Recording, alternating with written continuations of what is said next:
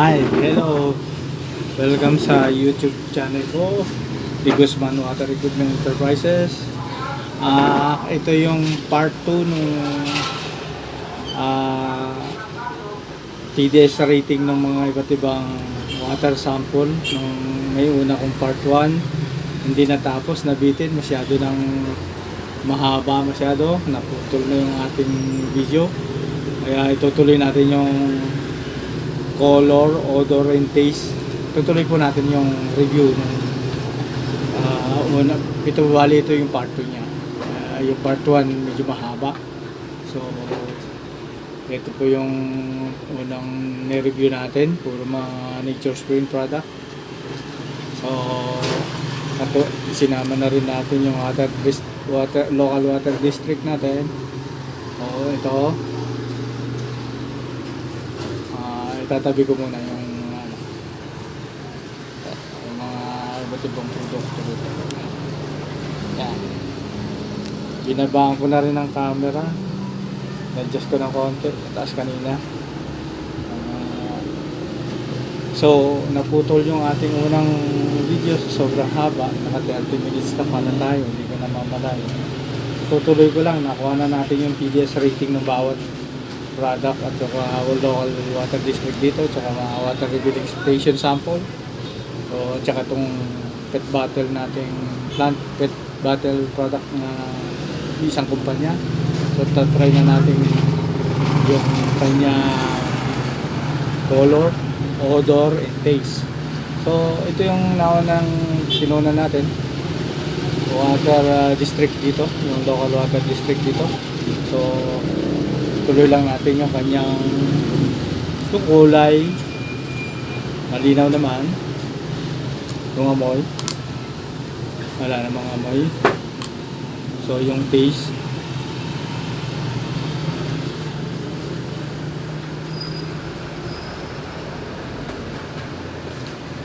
ayan. Yung water district natin dito, mataas ang kanyang, bukod sa mataas ang kanyang TDS rating, 247 parts per million, ang lasa niya is mapakla, mapait, may aftertaste.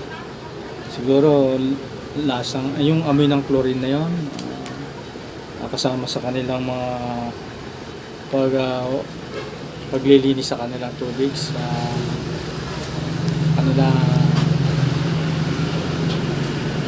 water treatment plant nila. So ito yung naunang sa water, yung A muna. Ito yung water refilling station A na kumukuha rin ng raw water niya sa water district. So mataas ang kanyang rating, 44. Ang TDS rating niya is 44 parts per million.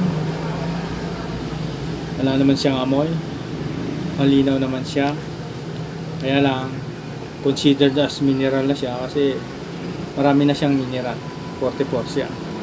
So hindi siya pasok sa purified mineral po siya. Pasok na siya as mineral, hindi siya pasok as purified kasi ang purified is 10 pababa ang TDS rating, 10 parts per million. So try natin ang lasa niya.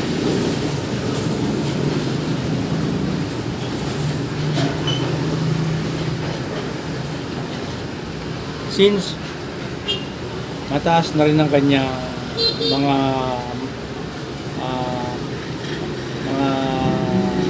mineral content, marami na rin siyang mga 44 parts per million, marami na rin siyang mga hindi siya na-dissolve na solid, metal, mga iba't ibang mineral. Medyo mapait na siya, mapait na may wala namang aftertaste, kaya lang mapait na siya. So ito naman yung pangalawa, water refilling station, yung pangalawa. Ang rating niya is 7 parts per million. TDS rating niya is 7 parts per million. So yung kulay niya rin is malinaw din, wala namang amoy. So titikman natin ang lasa.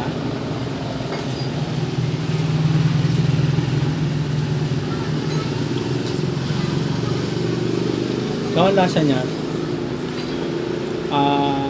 pasok na rin siya sa purified na kaya lang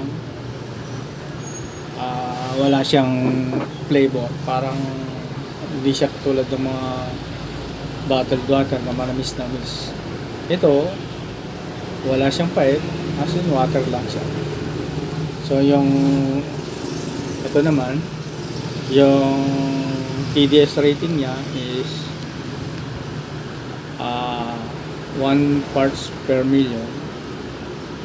So malinaw siya, wala naman siyang amoy. Ang taste naman niya,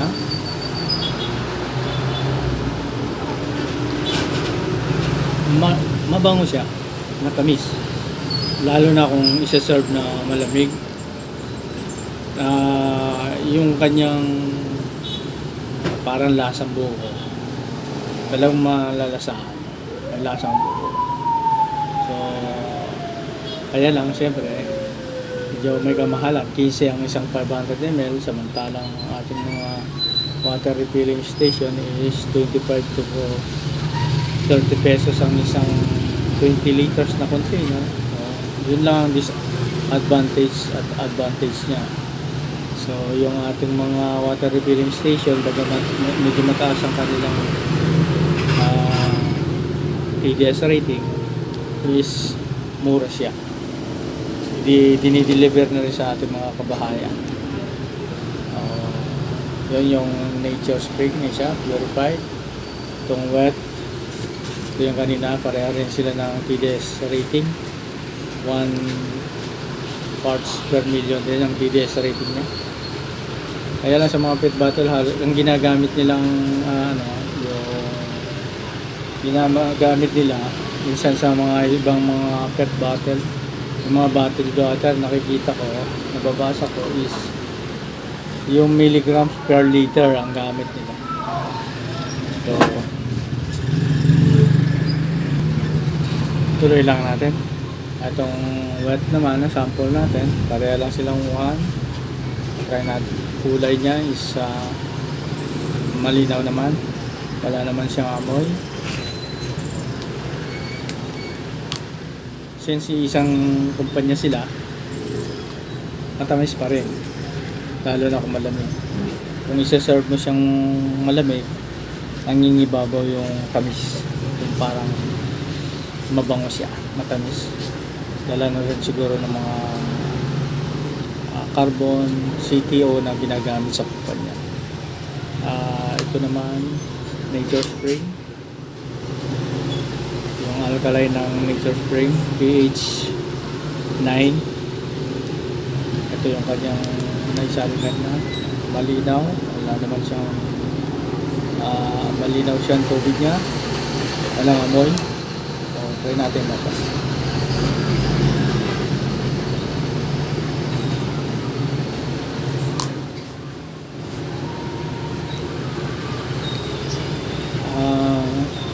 Medyo may pait lang sa dulo ng konti, pero tolerable naman yun pagka isinerve ng malamig na malamig.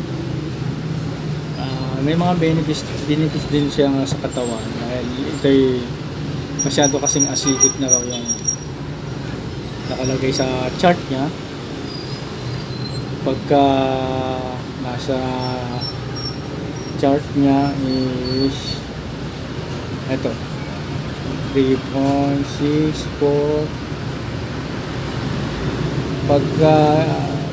Pagdating sa 6 and 3 to 4, 5, 6 pH, acidic na yung pH niya. So ang neutral lang, yung normal na pH daw is yung 7. Pagdating sa 8, 9 to 10, considered alkaline na siya. So wala po tayong pang test ng pH level ng tubig kasi ito'y yung kulay, yung may pinapatak para mag-gauge mo yung kulay niya. Yan ang alkalinity o pH rating, pero wala po tayo nun. So that's it. Antabayanan nyo pa yung iba pang review natin sa iba pang mga bottled water. Uh, Please subscribe and click the notification bell. Share na rin sa mga ibang consumer natin, mga manonood sa YouTube, para malaman nila na may mga channel na ganito na nagre-review ng mga produkto ng mga malalaking planta ng mga tubig at saka mga water refilling station. So makikita nyo na ang TDS meter is nag-iba-iba ang rating ng bawat tubig sa iba't ibang lugar, sa iba't ibang water refilling station at water district. So that's it. Sana nakatulong. Sa susunod pang mga antabayanan nyo po yung iba pang mga video ko about the subject matter natin sa tubig. So ang ginawa lang natin ngayon ay nag-review tayo ng iba't ibang tubig.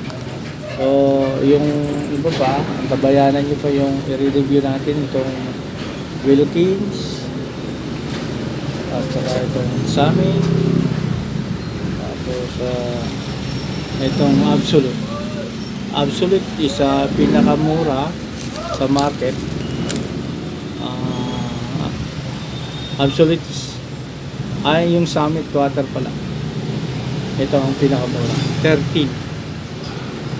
Pero yung itong mga iba is magkakapresyo na siya, 15. Mas mahal lang itong Wilkins ng piso. So siguro sa iba't ibang tindahan nila 16 to. Siguro suggested retail price ng 15 rin, kaya lang siguro dinagdagan lang sa binilhang. So wait ninyo na lang sa iba pang mga record at vlog na i-upload ko.